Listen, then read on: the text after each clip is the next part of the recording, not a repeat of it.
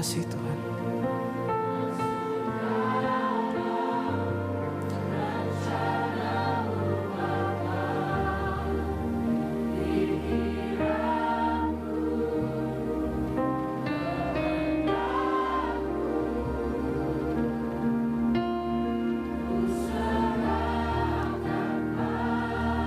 Mari sama-sama nyanyikan. Harapanku hanya di dalam-Mu, ku kan teguh bersama-Mu Tuhan. Jadikan ku rencana-Mu untuk memuliakan-Mu.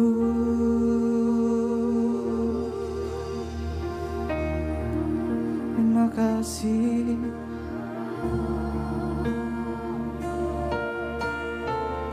Terima kasih Tuhan. Oh,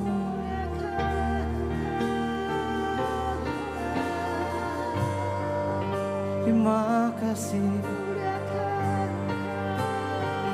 Oh, haleluya.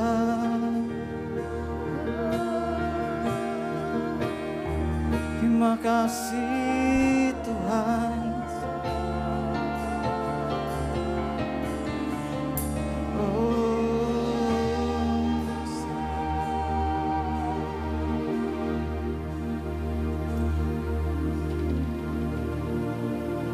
Mari sekali lagi kita tundukkan kepala kita. Bapa di surga, terima kasih. Kalau hari ini kami masih bisa berdiri di tempat ini,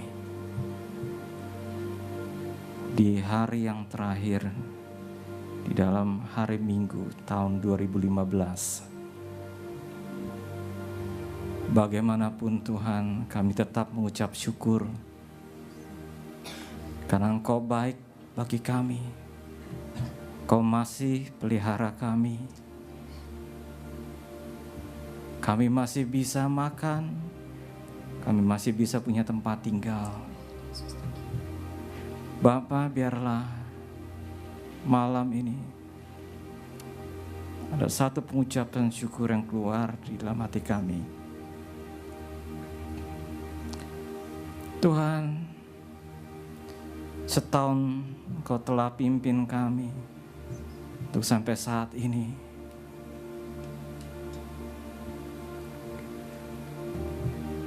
Banyak hal yang terjadi mungkin dalam tahun ini, tapi kami percaya semuanya seturut dengan rencana-Mu. Dan aku bahkan berdoa untuk saudara-saudara kami yang mungkin tidak bersama dengan kami di tempat ini. Kau juga menjaga mereka Tuhan, melindungi mereka. Bapa, biar malam ini, dalam hari Minggu yang terakhir, Kau bukakan setiap hati kami dan setiap pikiran kami Tuhan. Nyatakan rahasia firman-Mu lebih lagi malam ini Tuhan. Urapi hamba-Mu yang akan menyampaikan. Tuhan, biarlah apa yang hamba persiapkan, berserahkan ke dalam tangan-Mu Tuhan. Roh Kudus mengalir di tengah-tengah kami, bekerja di tengah-tengah kami malam ini. Bahkan hamba tahu, bahkan sebelum firman Tuhan disampaikan, Engkau telah bekerja tengah-tengah kami. Tuhan, biarlah nama-Mu yang ditinggikan di atas segala sesuatunya Tuhan. Terima kasih Tuhan, terima kasih. Terima kasih Tuhan. Sekali lagi tutup bungkus ruangan ini semua dengan kuasa darah Yesus. Terima kasih Tuhan. Terima kasih.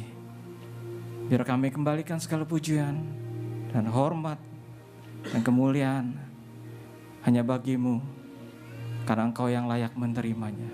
Dalam nama Yesus kami ucap syukur dan berdoa. Mari sama-sama katakan amin. Mari silakan duduk, Tuhan memberkati.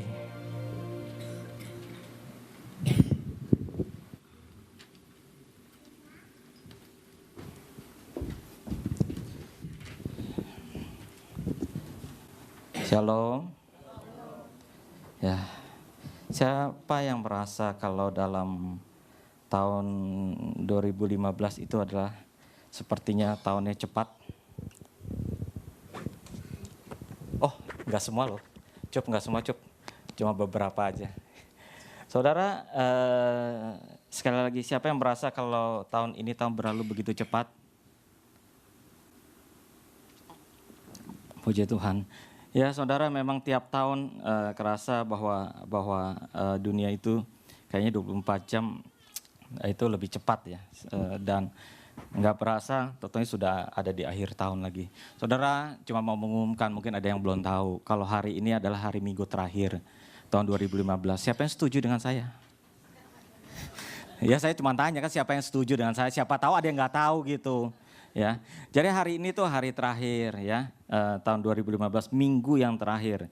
Saudara, tapi kita sekaligus saya mau informasikan bahwa nanti tanggal 31 ya, 31 Desember ya, kita juga akan berkumpul di tempat ini ya. Saudara, sudah menjadi satu kebiasaan dari gereja ini dari tahun ke tahun ya, dari sejak awal gereja ini ada, bahwa setiap tahun kita berkumpul, berdoa.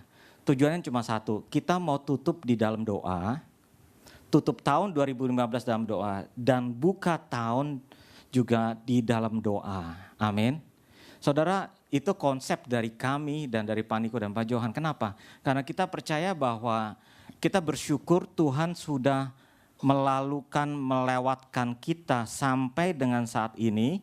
Itu semua oleh karena anugerah Tuhan. Jadi kita bersyukur untuk kebaikan Tuhan, dan kedua juga mengucap syukur untuk tahun depan. Berdoa supaya tahun depan lebih baik lagi. Amin. Karena itu saudara, kita 9:30 kita akan ada makan dulu di sini, di provide oleh gereja. Jangan takut saudara, kali ini kita makanannya lebih banyak. Siapa yang tahun lalu kurang tidak dapat makan? Gak usah angkat tangan. Jangan angkat tangan ya. Cuman mau menginformasikan aja. Karena itu datang cepatan. Kenapa bisa nggak dapat makan? Kita pikir jam 9:30 orang yang datang sedikit. Ternyata waktu mau doa 10:30 kita akan mulai ibadah di tempat ini ya. Sampai kita tutup tahun, nanti ada kesaksian, ada kaleidoskop dan lain-lain. Saudara, 9:30 datang tempat ini, saudara, ini bukan satu kebiasaan, tapi memang ini biasanya. Beda ya. Yaitu kita makan bubur cuma setahun sekali. Yaitu cuma waktu tutup tahun. Itu nggak tahu gimana, yang lain nggak pernah bubur. Jadi kalau mau makan bubur enak, bubur tutup tahun, ya ditutup tahun ini gitu ya. Nggak promosi nggak ya. Jadi mulai makan 9:30. Sekali lagi mulai makan jam berapa? Mulai ibadah jam 12. Enaknya aja makan lama banget. Jam 10:30 ya. Oke? Kasih tahu yang lain juga, saudara. Hari ini kita firman Tuhan, kita mau melihat di Yesaya 43. Yesaya 43 dari ayat yang 18 dan 19. Ya.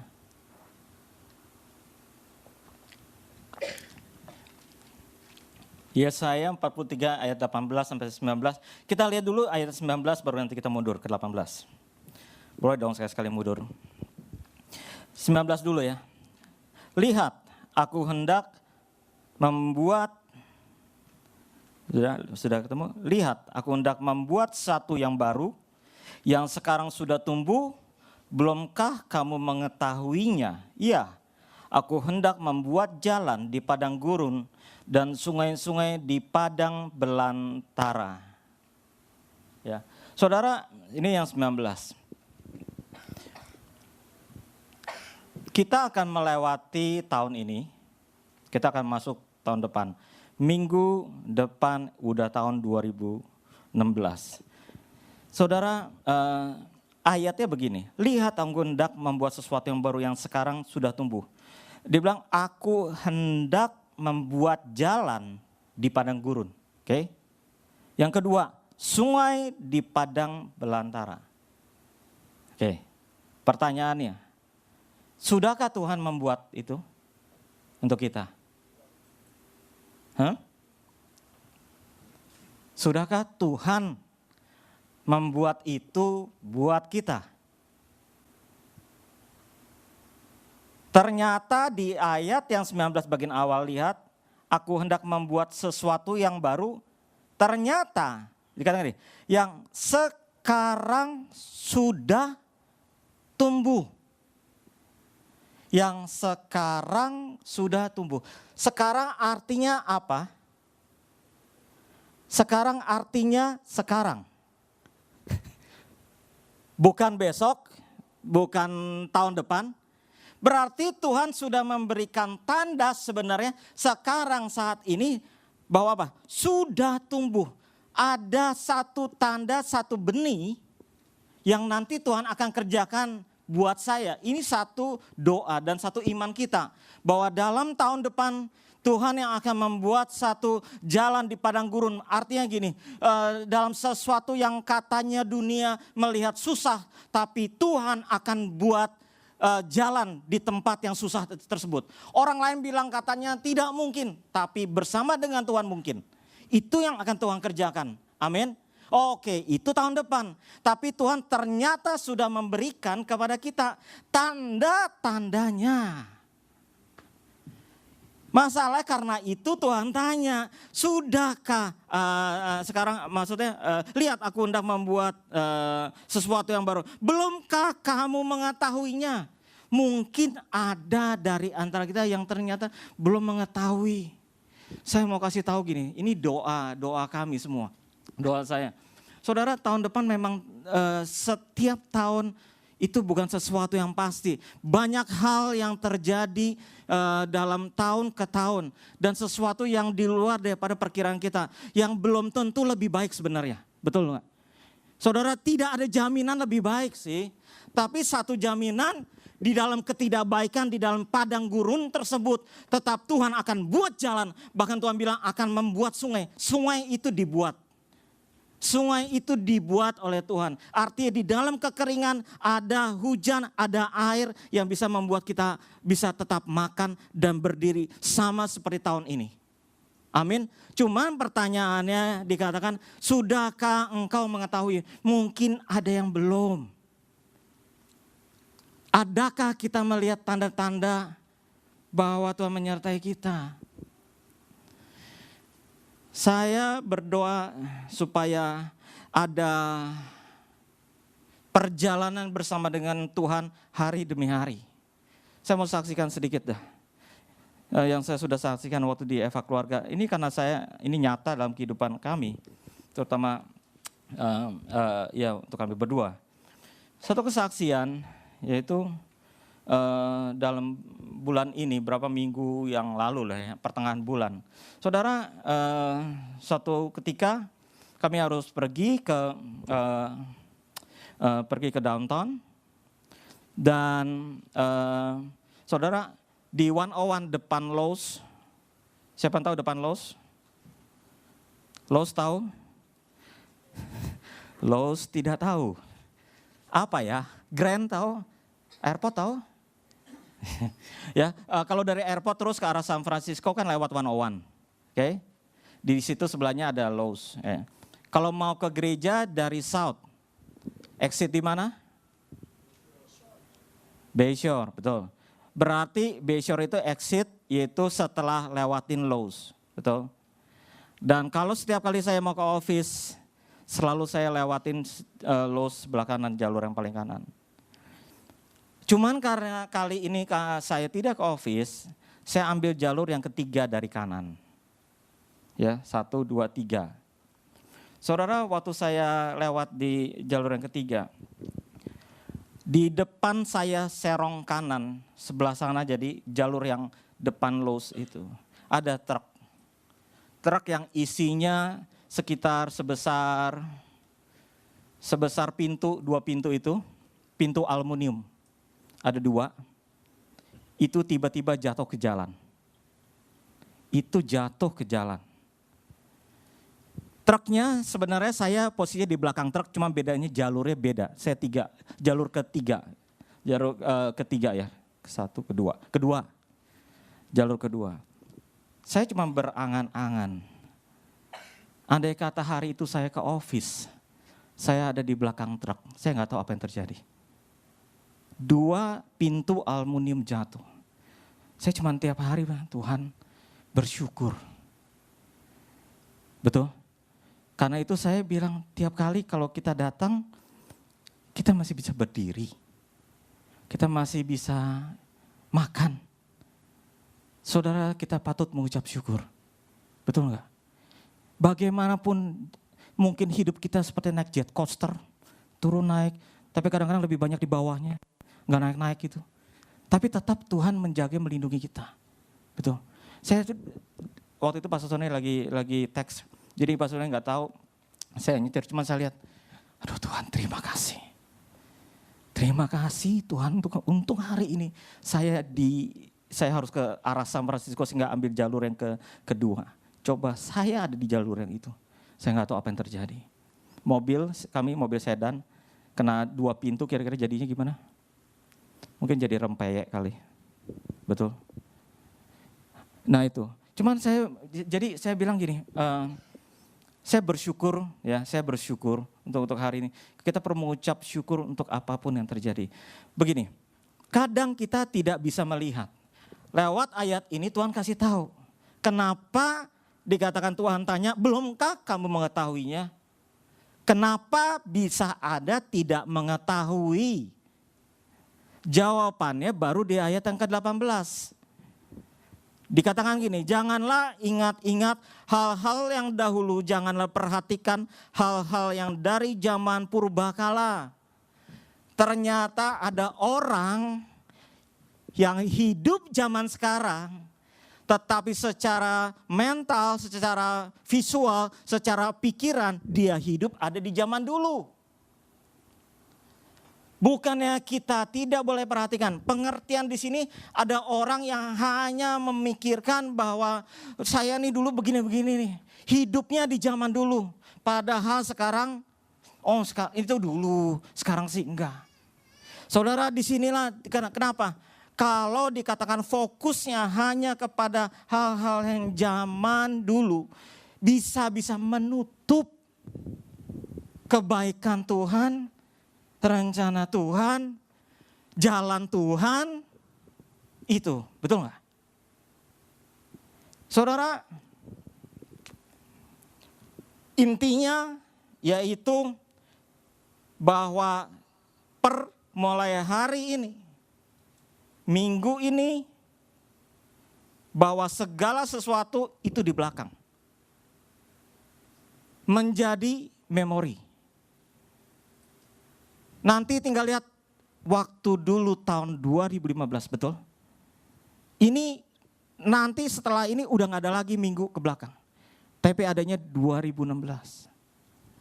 Sekarang kita mau lihat kenapa pentingnya bahwa kita jangan fokus ke masa lalu. Yang pertama, kita lihat dulu di 2 Samuel 12 dari ayat yang ke-16.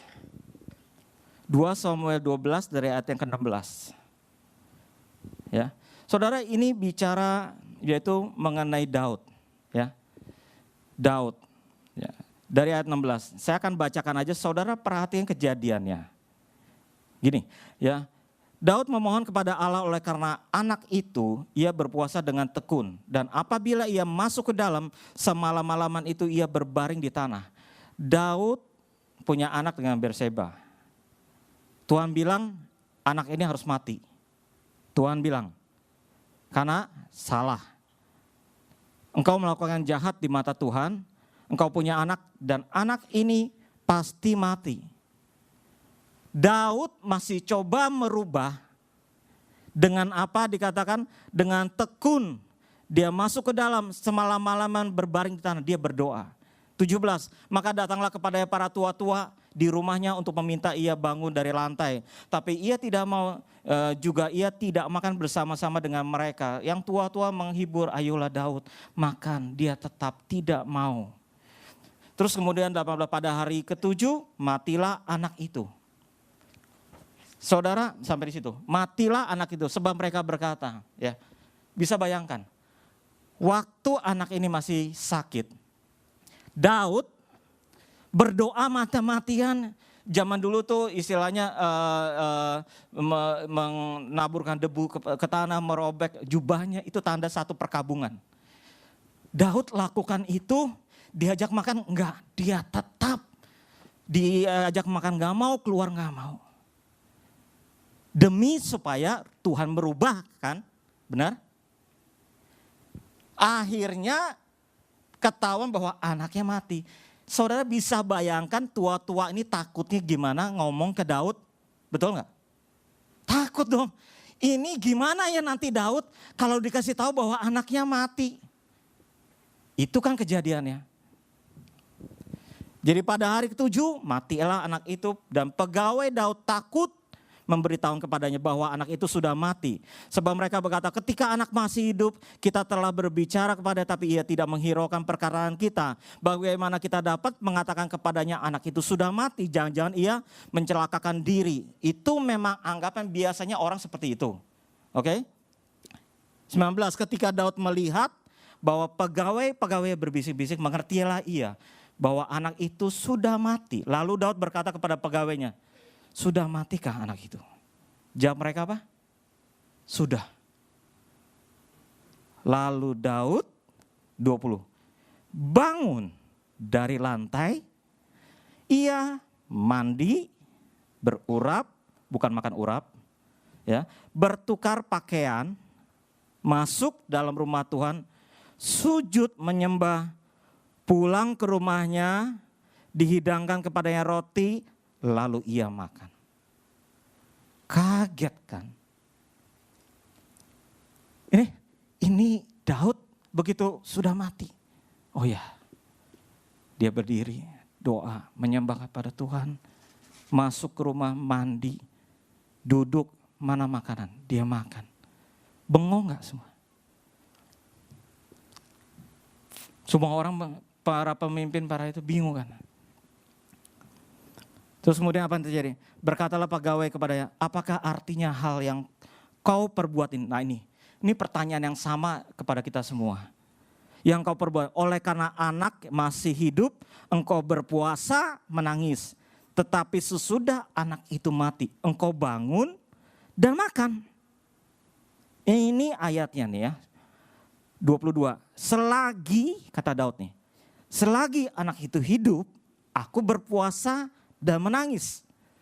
Karena pikirku, siapa tahu Tuhan mengasihani aku sehingga anak itu tetap hidup. Make sense? 23, tapi sekarang ia sudah mati, mengapa aku harus berpuasa? Dapatkah aku mengembalikannya lagi? Aku yang akan pergi kepada, tapi ia tidak akan kembali kepadaku. Ini konsep. Saudara harus mengerti, karena itu saudara, untuk kita di rumah sakit, sebelum seseorang meninggal, itu doa peperangan buat kita anak-anak Tuhan, hamba-hamba Tuhan. Supaya Tuhan jalannya lurus, supaya dia bertemu dengan engkau. Kenapa? Waktu dia sudah meninggal, saudara percuma, gak usah didoakan lagi. Ya, saudara, orang yang sudah meninggal, ya udah di situ loh, tutup buku. Saudara, gak usah ini Daud, dia mengerti sekali. Orang yang sudah meninggal ya sudah meninggal ya udah, itulah memang udah jalannya, sudah. Lakukan apa yang, tapi dia perubahan ada waktu kita masih hidup. Lakukan yang baik waktu masih hidup, bukan sesudah mati. Aduh, coba ya dulu begini, enggak, percuma. Betul? Nah, kenapa kita jangan fokus ke masa lalu? Pertama, karena masa lalu kita tidak bisa diulang. Yang kedua, masa lalu tidak bisa diperbaiki. Yang ketiga, masa lalu tidak bisa diubah. Gambarannya gampang sebenarnya gini. Saudara, kalau kita kemarin kita pergi ke Layak Tahu, sesuatu yang indah, kita take picture, jepret, dapat. Itu kan indah. Tapi setelah itu tinggal memori, betul gak? Gambarannya juga begitu. Sekarang kita akan melihat, nanti kita akan melihat dalam tanggal 31. Apa-apa aja memori yang sudah kita lakukan dalam tahun ini. Itu semua ada di dalam picture. Oh ya, ingat ya dulu begini, ini ingat ya dulu. Itu saudara, gambarnya yang indah ya begitu. Yang jelek ya jelek lah begitu. Yang gak enak lah begitu. Tapi kalau itu sudah terjadi, jangan fokusnya kita kepada yang di belakang. Kenapa? Karena kalau kita fokusnya ke belakang terus, saudara, kita tidak bisa melihat yang di depan. Cuman dua arah begini. Kalau itu depan, ini belakang. Saudara tinggal begini. Kalau saudara mau mengarah ke sana, saudara tidak bisa ke sini kan? Kecuali saudara punya kamera di belakang. Gitu. Bisa lihat. Tapi kalau mengarah ke depan, harus ya mengarah ke depan. Tapi kalau kita fokusnya ke belakang, yang di depan pasti tidak terlihat. Pasti, karena itu Tuhan tanya.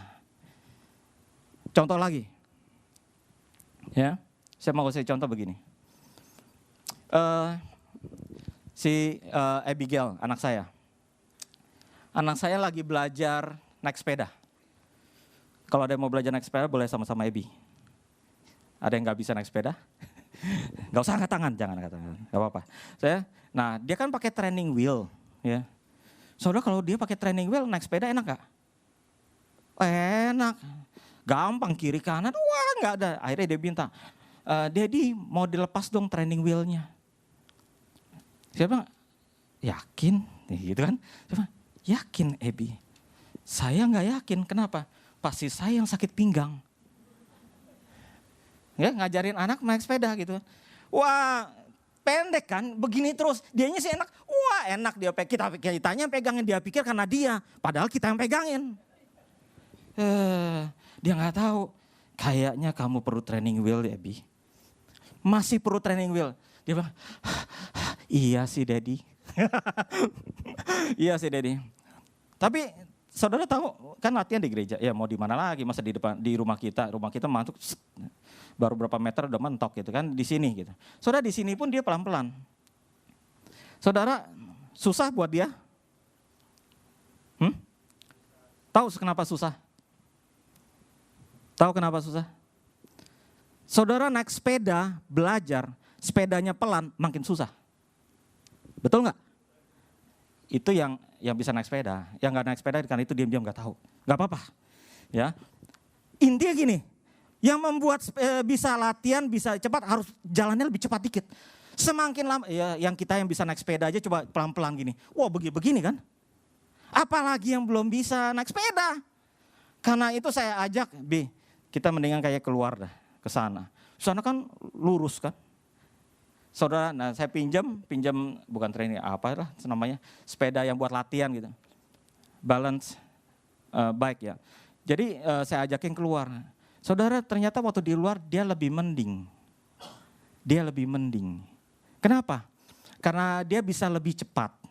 Jadi sehingga bisa lebih balance. Saudara ini hal yang simpel yang mungkin terjadi dalam kehidupan kita. Kuncinya begini. Untuk bisa naik sepeda harus bisa berjalan. Kalau dia diem nggak mungkin bisa. Betul nggak? Betul? Saudara, jadi intinya buat kita harus bergerak maju. Kalau enggak bergerak maju, kitanya stop, kemungkinan kita akan jatuh.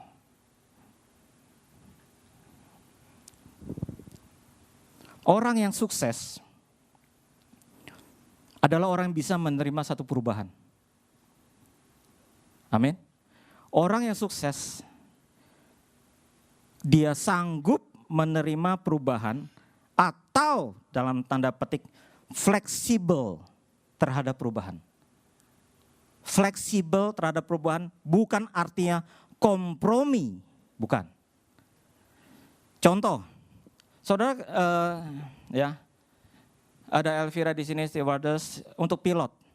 Pilot yang diutamakan untuk pilot bisa menerbangkan penerbangan yang besar, dia harus punya jam terbang minimal, betul?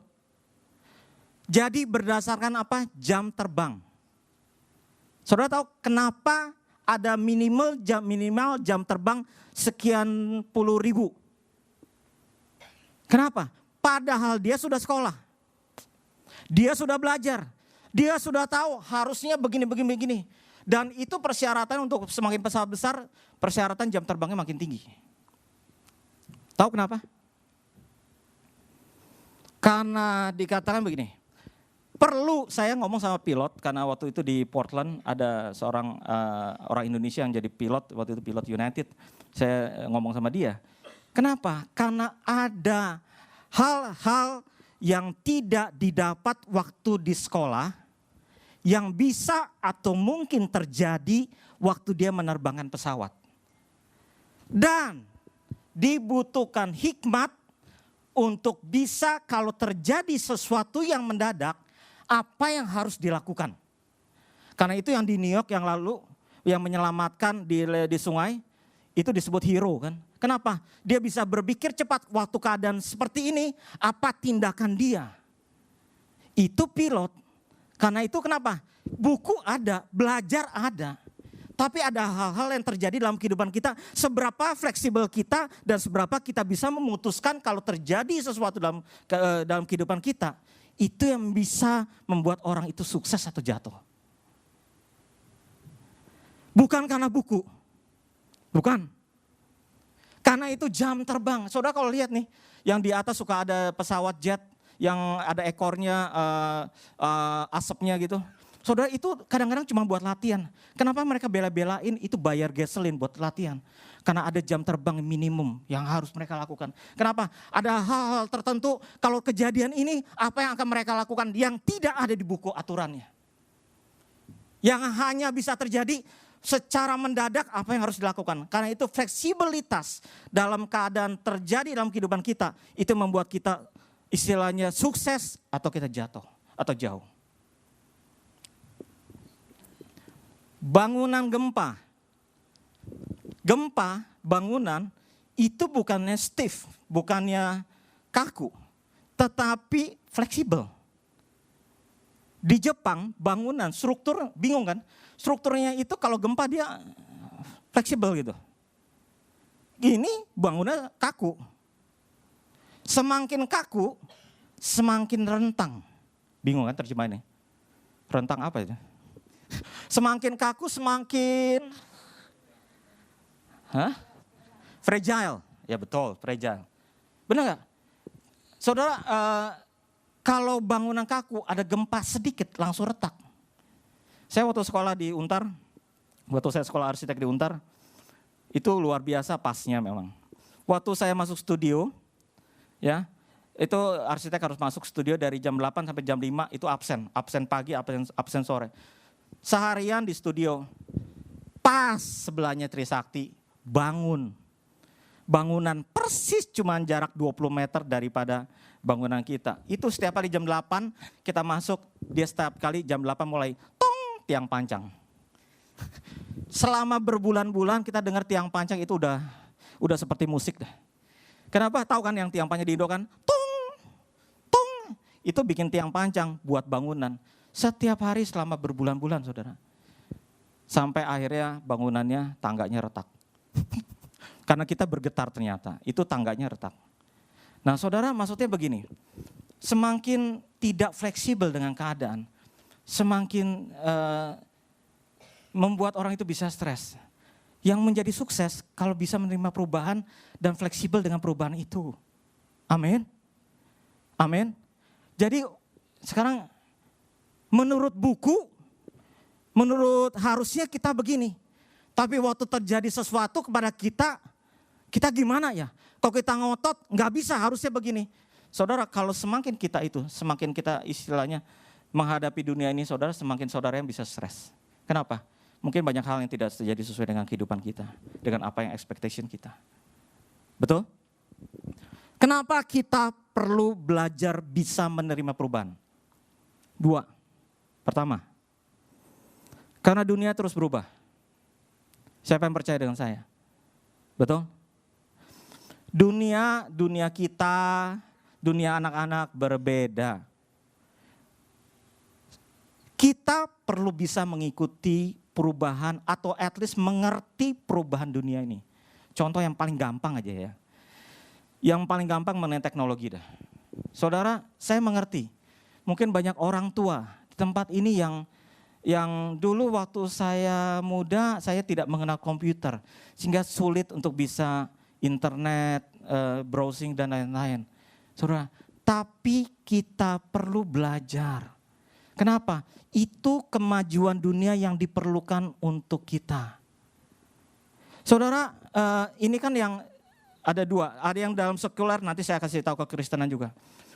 Dunia ini sekarang berbeda. Semua dunia itu ada dunia internet. Saudara harus mengerti. Dan saudara harus bisa browsing, betul? Yang mudah sih gampang. Apalagi anak-anak kecil kita udah tahu semua, pakai pencet, pakai password segala, dia udah ngerti lah. Udah jago. Tapi untuk bisa sampai at least saudara bisa mengerti internet, bisa browsing, bisa melihat, saudara bisa email. Kenapa? Itu hal-hal yang basic. Coba, aduh susah belajar. Belajar gak apa-apa. Saya appreciate untuk ibu-ibu, kayak kemarin ada ibu itu, at least dia pakai sesuatu yang lebih modern, pakai handphone yang outlet, at least bisa ada email, bisa apa, dia bisa mengerti, bisa buka email. Tapi ada juga yang saya lihat juga, ngapain sih, saya nggak perlu, nggak bisa. Contoh. Saudara harus mengerti, sekarang berbeda dunianya. Kalau sekarang saudara mau misalkan kita mau belanja. Dulu belanja kita harus ke tempatnya.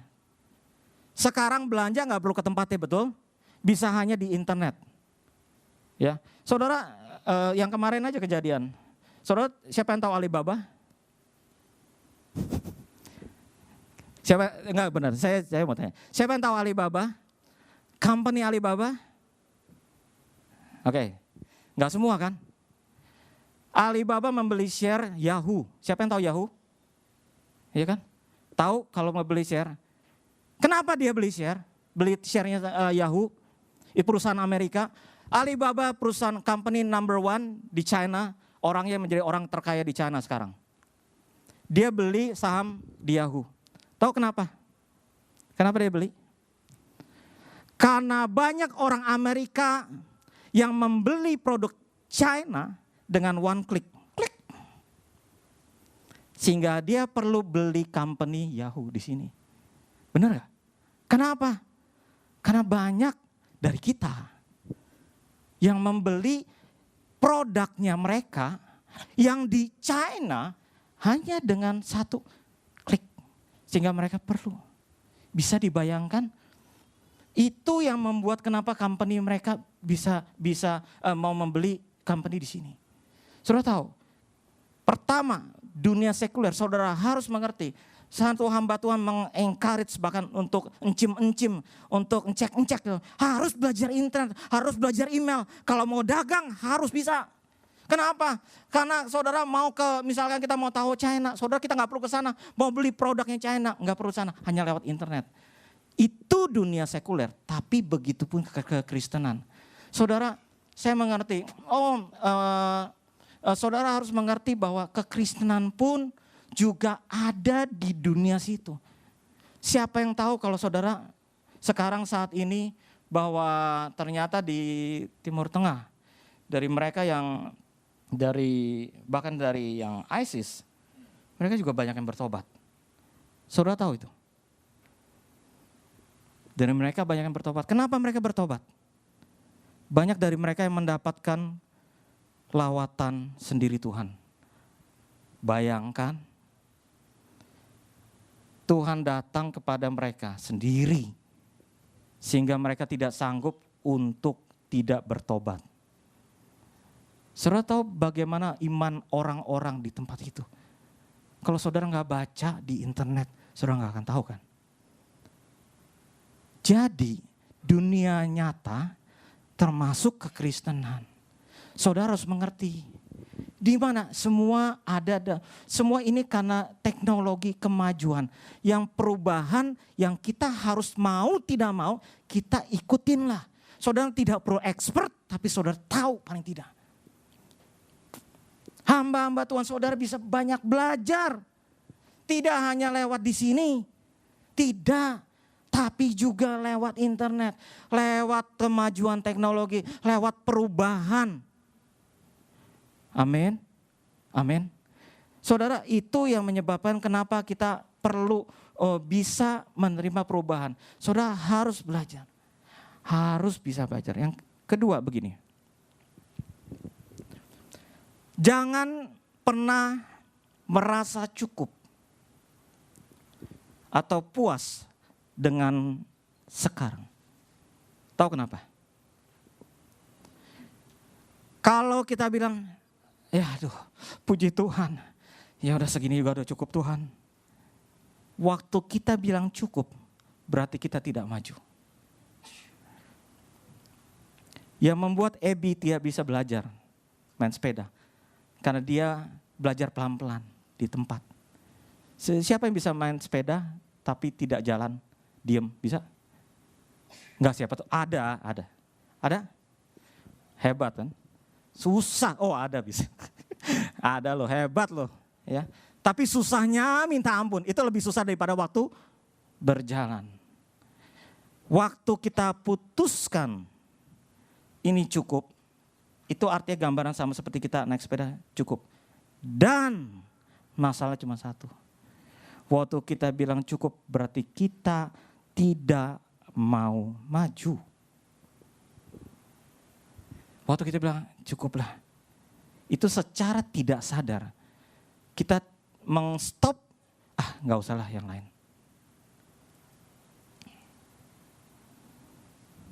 Yang ketiga, apa yang kita harus lakukan dengan masa lalu?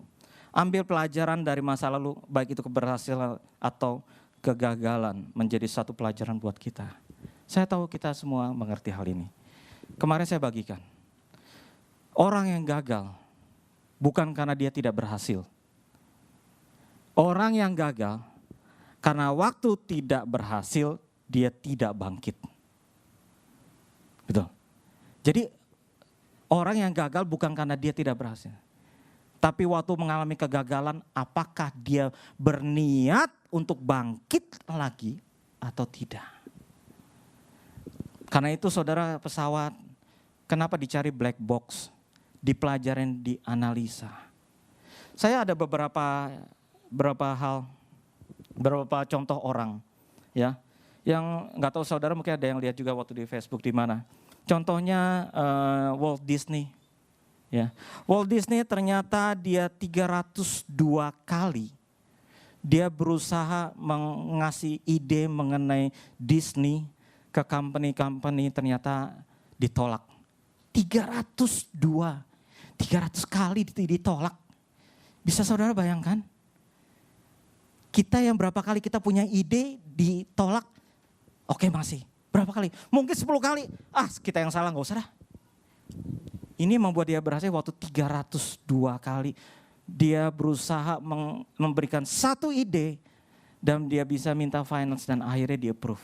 Yang menjadikan dia sampai sekarang company-nya. Albert Einstein. Dia tidak berbicara sampai dia umur 4. Dia tidak bisa membaca sampai umur 7.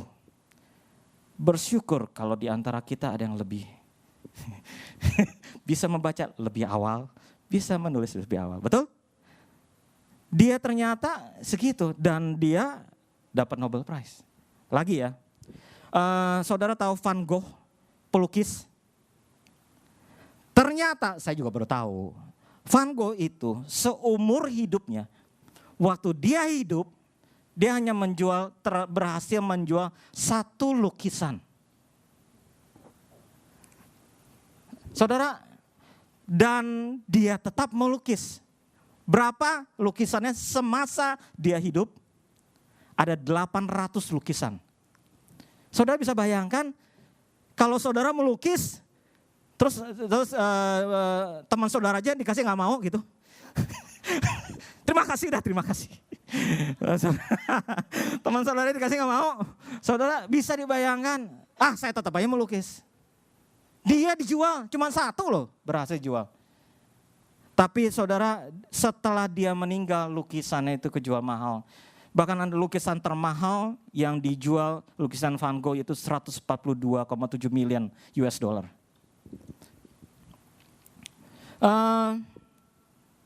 Terus Thomas Edison. Ini paling yang terakhir dia bilang ini, sangat bagus dia bilang. Jika saya mendapatkan, if I find 10,000 ways something won't work, I haven't failed. Kalau saya bisa menemukan misalkan menemukan 10.000 kali ternyata tidak bekerja, buat saya 10.000 kali itu bukan satu kegagalan. Dia bilang begitu.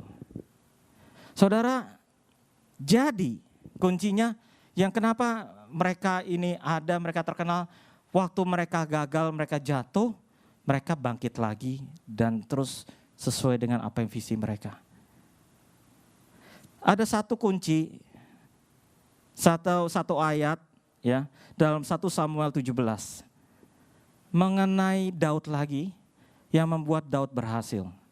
Suatu kali Daud pergi melawan Goliat. Oke?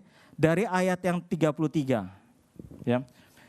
Karena gini, waktu itu Daud sedang tentara Filistin dan tentara Israel sedang berperang. Mereka berdiri dan keluarlah Daud. Otomatis dong Saul tanya, Daud yang keimut-imutan, kemerah-merahan, pipinya masih kecil.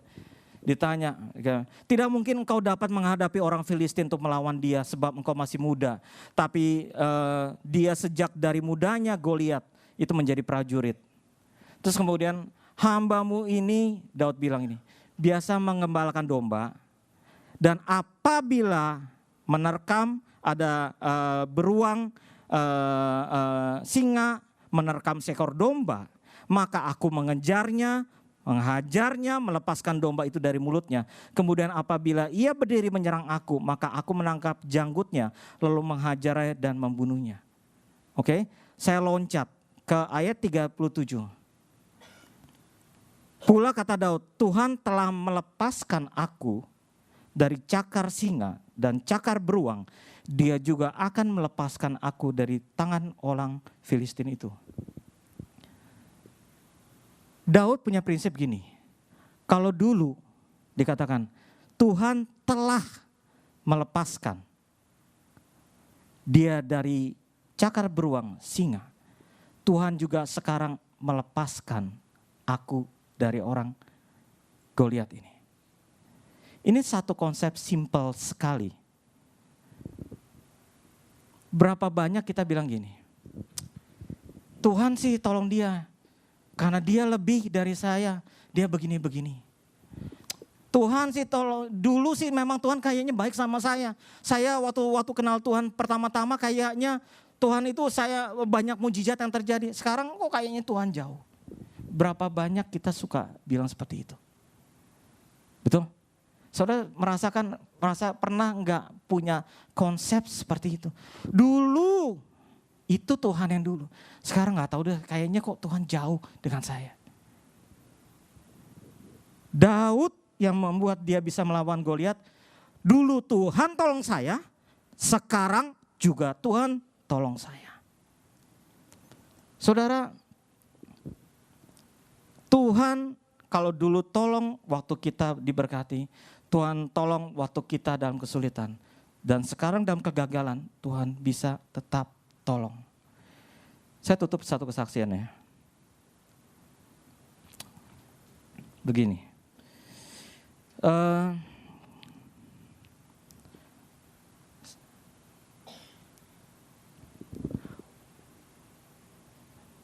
Dimulai daripada perjalanan kehidupan saya atau kami dah. Yaitu dimulai waktu tahun 94. Saya bermimpi. Waktu itu saya di Indonesia. Saya mimpi, ingat jelas. Satu seperti kayak ada tempat yang bagus. Saya melayani. Dan saya melihat yang saya tumpang tangan, ya, itu bukan orang Indonesia. Ada juga orang Indonesia, tapi ada orang bule. Jadi waktu itu saya bertanya Tuhan, apa sih maksudnya gini? Saudara, saya cuma tahu apakah maksudnya kita pelayanan ke tempat orang-orang bule gitu. Waktu itu anggapan kita. Ya. Karena itu saya bilang cuma tiga sih. Kalau orang bule itu either Australia, benua Australia, atau Eropa, atau Amerika. Betul kan? Saya ingat sekitar waktu tahun 94. Saya bermimpi itu. Saya kasih tahu Pak Sosoni. Saya hanya catat.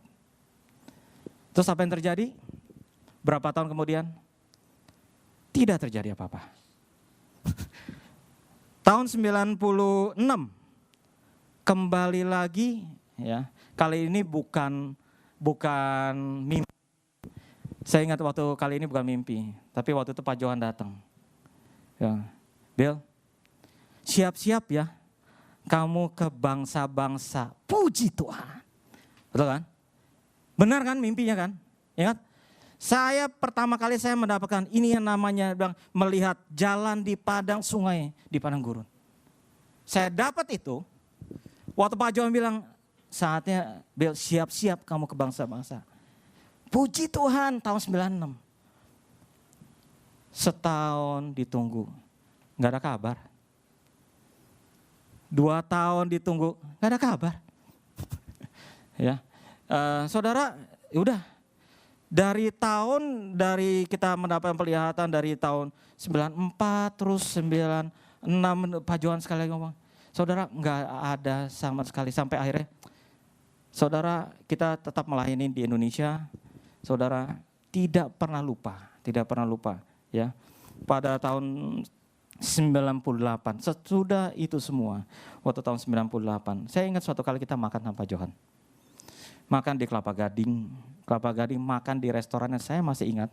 Restoran yang open air, saya masih ingat duduknya. Saya tidak ingat makanan apa. Tapi saya ingat duduknya saya, ya ini ada Pak Johan, Ibu Betty.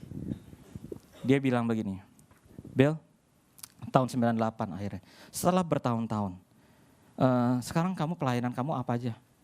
Waktu itu memang saya tidak langsung dibawa Pak Johan. Ya, yang di Pak Johan waktu itu cuma departemen musik. Jadi Pak Johan tanya saya, sekarang kamu pelayanannya ada apa aja? Ya saya sebutin. Saya waktu itu saya bilang saya koordinator ibadah di Marina 3. Terus ketua departemen musik di Kelapa Gading. Terus saya ketua Kana Musik Ministry buat wedding. Saya ngurusin buat wedding. Terus sekitar ada 6 ya gitu. Terus dia bilang gini, oh kayaknya kamu harus serahin semua deh. Apa Pak Johan? Saya bilang, serahin ini kenapa gitu, something wrong saya bilang. Kamu harus serahin semuanya. Kasih berapa minggu, memang kenapa Pak Johan? Karena kamu harus tinggalkan itu semua. Karena saya akan kirim kamu ke luar negeri. Saudara, waktu saya dapat itu, sejujurnya, saya bukan, oh ya puji Tuhan gitu. Enggak. Tahu kenapa? Saya malah tanya Pak Johan gini. Duh, Pak Johan, kenapa Pak Johan pilih saya? Tahu kenapa saya tanya itu? Begini. Di dalam pelayanan, terus kami mulai start pelayanan tahun 1992, terus berjalannya terus. Sampai terakhir juga pegang ketua Dewasa Muda di Kelapa Gading. Saudara, koordinator juga di Marina. Kita waktu melayani sebagai ketua Dewasa Muda, buat saya, sepertinya buat saya tidak berhasil. Kenapa?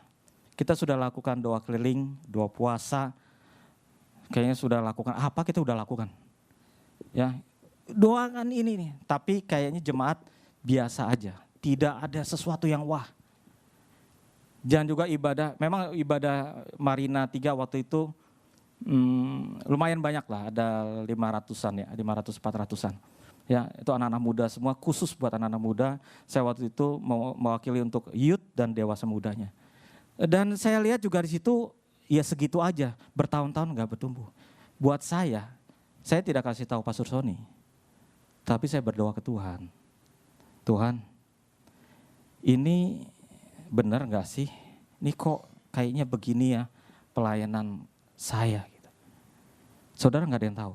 Pastor Sony enggak ada yang tahu. Ya.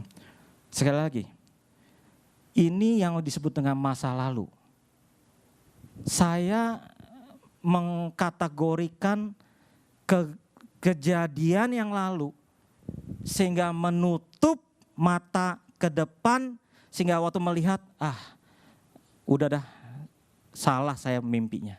Saya enggak lah. Aduh, enggak layak lah.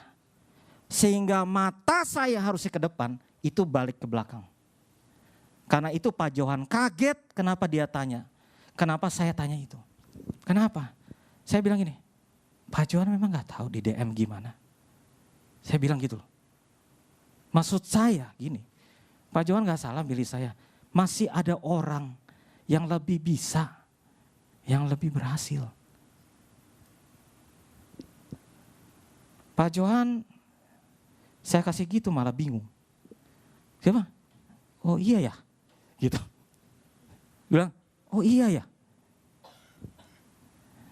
Dia bilang, udahlah, kamu siap-siap aja gitu. Udah gitu aja, gampangnya gitu. Di sini saya belajar banyak begini. Sesuatu yang kita anggap berhasil tidak berhasil, itu cuma konsep kita. Tapi Tuhan melihat berbeda, betul gak? Tuhan melihat berbeda. Kenapa kita jangan mengingat-ingat hal-hal yang purba kala? Jangan sampai kita pikirannya terbelenggu dengan masa lalu. Sehingga fokus, aduh saya gak bisa ini, aduh saya gagal ini, aduh saya gak bisa ngapa-ngapain. Sehingga yang ke depan Tuhan mau kasih buka jalan, mau kasih sungai, mau kasih jalan yang baru. Itu bilang, gak bisa lah Tuhan, saya kan cuma begini. Untung ada Pak Johan. Pak Johan tuh angkat saya membukakan. Buat Tuhan soal berhasil tidak berhasil bukan soal angka. Tahu, beberapa tahun kemudian saya dapat jawaban. Yang Tuhan bilang gini, coba kamu lihat. Di DM memang orang yang terbatas. Tapi coba lihat berapa yang berhasil. Oh ya berhasil. Tidak banyak tapi banyak. Jadi yang membuat berhasil waktu orang datang dan orang itu berubah. Itu keberhasilan. Amin. Tuhan bukakan itu ke saya. Yang penting gini, ada enggak perubahan di antara orang yang datang jemaat Tuhan? Tapi kalau misalnya ada jemaat Tuhan yang dulunya hidupnya rusak, sekarang kenal Tuhan, itu namanya berhasil. Bukan karena angka, dunia menekan bahwa angka yang penting, itu dunia. Tapi Tuhan bilang perubahan yang penting, Seberapa banyak yang berubah, itu keberhasilan di mata Tuhan. Karena itu Tuhan membukakan kepada saya seperti itu. Tuhan menghibur dan Tuhan mencelikkan sekali lagi. Keuntung Pak Johan ada. Karena itu Tuhan angkat, dibawa. Sekarang kamu pelayanan. Waktu itu kami ke New Zealand, ke Kuching, sampai ke Vancouver, Seattle, Philadelphia. Kemarin waktu di jalan, saya lupa dengan siapa ya. Ada yang nanya saya, Pastor Billy kok bisa pilih San Francisco? Kenapa? Oh, saya bilang salah pertanyaan. Saya bilang, sejak tahun 98, Pak Johan, Bill sekarang kamu ke sini. Kita tidak pernah minta kemana kita diutus. Kita tidak pernah minta berapa lama diutus. Saya bilang hidup kita tergantung Tuhan lewat Pak Johan. Pak Johan suruh kemana, kita akan. Karena itu kenapa kita pilih ini? Karena ya memang kebetulan waktu tahun 98 sampai 2001 itu diputar semua. Seluruh dunia diputar. Waktu diputar keliling hamba Tuhan di Seattle ke LA ke Denver kemana gitu putar. Tiba-tiba Tuhan bilang Pak Niko, sekarang stop. Stoplah saya di San Francisco. Gitu loh. Ya, stoplah di sini. Jadi bukan karena kita memilih sini. Sampai detik ini boleh tanya cek Pak Johan. Karena itu, enakan mana ini? Saya bilang ya enak sama aja lah. Saya bilang itu relatif, saya bilang. Oh, apakah nanti ke Indonesia atau apa? Enggak tahu lah. Tapi kalau Tuhan suruh Pak Johan suruh, ya suruh. Saya sih sampai sekarang ya hidup kita di tangan Tuhan dan di tangan Pak Johan dalam tanda petik gitu. Dalam tanda petik, ya, gitu. Dan maksudnya saya memberikan kesaksian ini. Bahwa jangan sampai kejadian lalu, masa lalu mengikat, membutakan kita sehingga kita tidak bisa melihat sebenarnya Tuhan baik, sebenarnya Tuhan sedang membuat jalan buat kita. Amin. Dengar. Janji Tuhan. Siapa yang mengalami pelipat gandaan tahun ini? Yang percaya yang terjadi, betul? Yang percaya yang terjadi. Yang dia bilang, kayak begitu aja, enggak terjadi. Tapi tahun depan juga. Siapa yang mempercayai bahwa akan terjadi, itu yang akan terjadi pada kita. Tidak, belum tentu baik. Tapi kalau dalam Tuhan, perlindungan Tuhan nyata buat kita. Itu aja. Dan tinggal kita lihat tahun depan janji Tuhan apa dalam kehidupan kita dan itu akan terjadi. Amin. Amin. Mari kita dudukkan kepala kita, akan berdoa.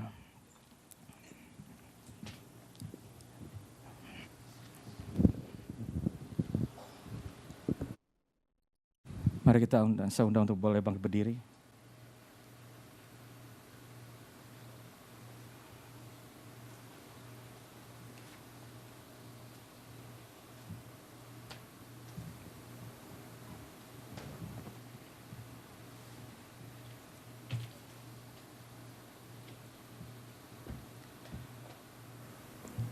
Yuk, saya mau berdoa untuk Bapak Ibu Saudara tempat ini.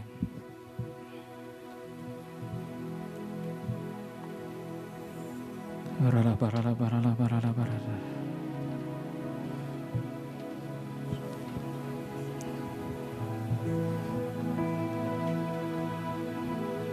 Waktu saya menyiapkan ini, Tuhan mengingatkan ada satu lagu yang sudah lama sekali.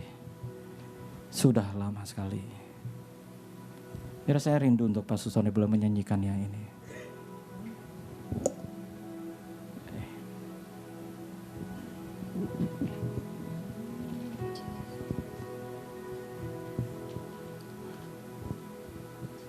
Betapa ku mencintai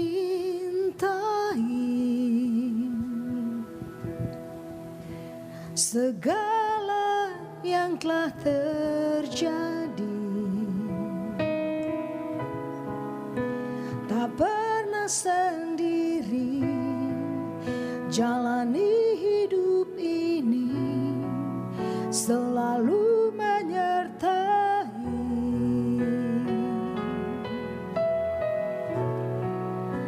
Betapa ku menyadari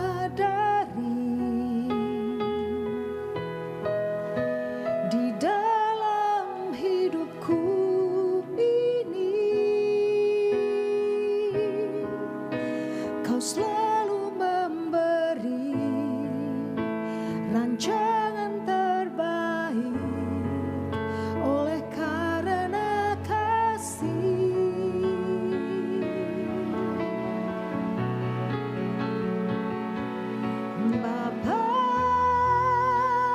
Sentuh hatiku, ubah hidupku menjadi yang baru, bagai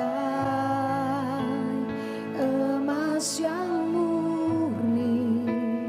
Kau membentuk bejana hatiku, Bapa.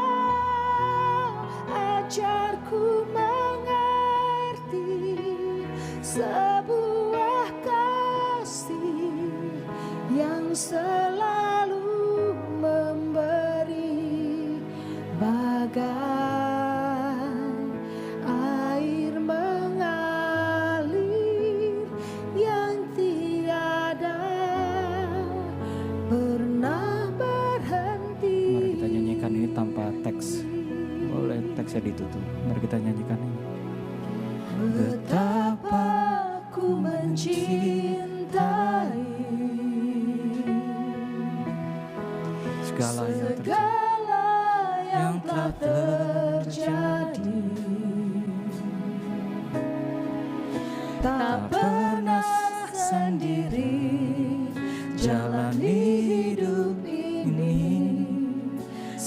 selalu menyertai. Betapa ku menyadari, Betapa ku menyadari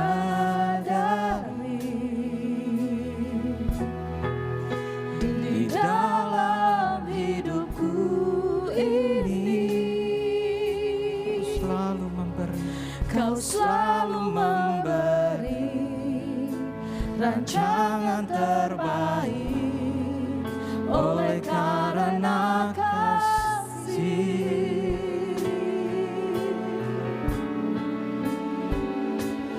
Bapa, sentuh hatiku, ubah hidupku menjadi yang baru, bagai emas yang murni. Kau membentuk bejana hatiku. Bapa, ajarku mengerti sebuah kasih yang selalu memberi, bagai air mengalir yang tiada pernah berhenti. Bapa, sentuh hatiku, sentuh hatiku, ubah hidupku menjadi yang baru, bagai emas yang murni. Kau membentuk bejana hatiku. Bapa, ajarku mengerti sebuah kasih yang selalu memberi, bagai air mengalir yang tiada pernah berhenti. Mari mati. Bapa, sentuh hatiku, ubah hidup Tuhan, dengarlah setiap kerinduan kami malam ini. menjadi yang baru, bagai emas yang murni. Kau membentuk bejana hatiku. Bapa, ajarku mengerti sebuah kasih yang selalu memberi, bagai air mengalir yang tiada pernah berhenti. Sekarang mari kita tundukkan kepala, saya mau berdoa. Bapa di surga, biar seperti lagu yang kami nyanyikan ini, ubah hidupku Tuhan, ubah hidup kami. Hamba tahu Engkau sedang bekerja di tengah-tengah kami dalam tahun ini, bahwa mungkin ada di antara kami yang sedang dibentuk oleh Tuhan, yang sedang merasakan bahwa Tuhan sedang jauh. Mata kami tertutup oleh karena keadaan. Biar malam ini satu perenungan buat kami. Betapa pentingnya untuk kami boleh mengerti, mengenal Engkau Tuhan. Bukan Engkau yang jahat, Tapi Engkau sedang bentuk kami. Hamba hanya berdoa malam ini, memulihkan setiap kami. Mungkin yang sedang kering, yang sedang jauh dari Tuhan. Biarlah Tuhan dalam tahun 2016 ke depan, kehidupan rohani kami boleh lebih lagi bertumbuh di dalam nama Tuhan Yesus. Tuhan, Engkau sudah berbicara. Tunjukkan jalan-jalan-Mu kepada kami. Kalau saat ini mungkin di antara kami ada yang belum bisa melihat bahwa sebenarnya Engkau sudah mulai bekerja. Tuhan, malam ini bukakan mata hati kami di dalam nama Yesus. Bukakan Tuhan dalam nama Yesus. Bukakan Tuhan dalam nama Yesus. Tuhan, kami tahu dalam tahun 2015 mungkin bukan satu jalan yang gampang. Tetapi kalau kami boleh lalui semua, kami percaya oleh karena perlindungan Tuhan dan Engkau baik bagi kami. Kalau ada yang Engkau sedang bentuk kami, biar malam ini Tuhan, kami boleh mengerti itu. Di dalam nama Yesus, Tuhan, bekerjalah terus. Dan kami akan keluar sebagai pemenang. Terima kasih untuk malam ini Tuhan. Untuk perenungan akhir tahun. Mulai saat ini. Setiap minggu dalam tahun 2015 ada satu memori. Tuhan, kami tidak bisa merubah yang lalu. Tapi kami akan berubah untuk tahun 2016. Biarlah setiap minggu Kau memperbaharui kehidupan rohani kami di dalam nama Tuhan Yesus. Satu hal juga Tuhan, bukakan lebih lagi mata hati kami.